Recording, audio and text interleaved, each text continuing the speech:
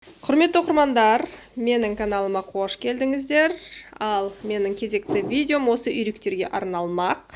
Бұл үйректерді мен қазір мынадай 3 литрлік банкіге тұздап, бұрыштап, қыста сып свежий күйінде жеуге тұздайтын болам. Ал кеттік. Ұнап жатса видео лайк басып, комментарий жазып, міндетті түрде подписаться кнопкасын басуды ұмытпаңыздар. Ал келесі кезек мына үйректерді бұтарлап турайтын болам. Осылайша міне мен тек қана сатанын алам, төсетін алам, және қанатын алуға болады. Міне осылай дайындап қоямыз. Осының барлығын әбден турап алып, банкіге тұздайтын болам. Бұл ет жылдың қай мезгілінде, яғни қыс мезгілінде болсын, көктемге дейін свежий күйінде сақталып тұрады. Мысалы, үйрек қаздарды сойып біз морозилкаға салсақ та, салмасақ та, ол міндетті түрде сүрленіп кетеді. Ал бұл күйінде сақталған ет свежий күйінде тұрады. Ешқандай сүрдем шықпайды. Яғни бір қыстың кезінде бір свежий етті аңсаған кездер болады. Сол кезде банканы ашып пайдаланса болады. Міне, мына етті жерлерін істеймін. Мынаусын, арқасын, мойнын, құйрық жағын алмаймыз. Бұны күнделіктегі пайдаланбаймыз. Ал именно банкіге мына етті жерлерін аламыз. Ал достар, міне турап алдық бәрін. Енді тұзды. Етті қалай тұздаймыз солай.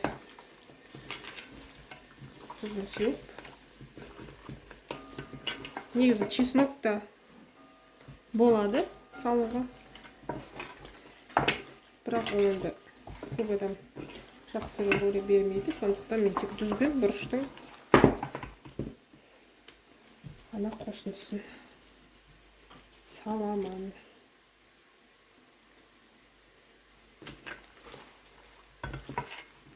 Әбден сіңдіріп аламыз. Міне мен санын, үйректің қанатын және төсеттерін алдым. Басқа ешерін алмадым. Бұл қыста дәмділеп жейтін свежий ет болып қалады. Тағы да себіңкіреп, сәл-пәл бір 5-10 минутқа сіңу үшін қоя тұрайық.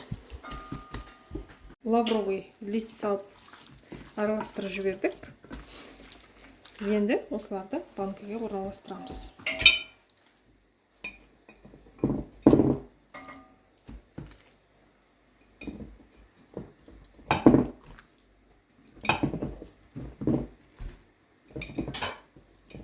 Әбден толтырып, үстіне салафан жауып,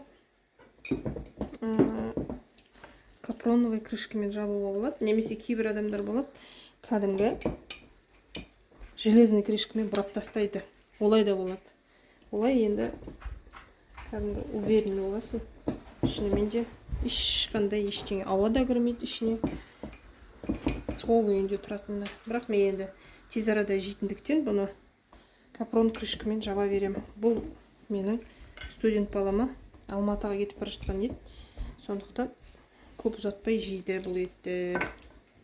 Ал рецептісі менің мамамның рецептісі. Біз бала кезімізде бұрын осылай мамам жасайды, және пүгіріпте тұратын болатын. Содан қыста алып бізге қуырмашқа, ол кезде қуырмашты көп пісіреді ғой. Лапшаға және ет асуға да болатын осы еттен араластырып салып жіберді. Дәмі деген енді керім болатын. Бала кезде қатты есімде қалған. Осы мамамның рецептісі бойынша жасап жатырмыз.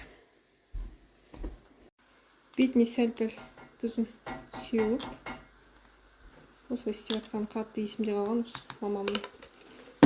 Сосын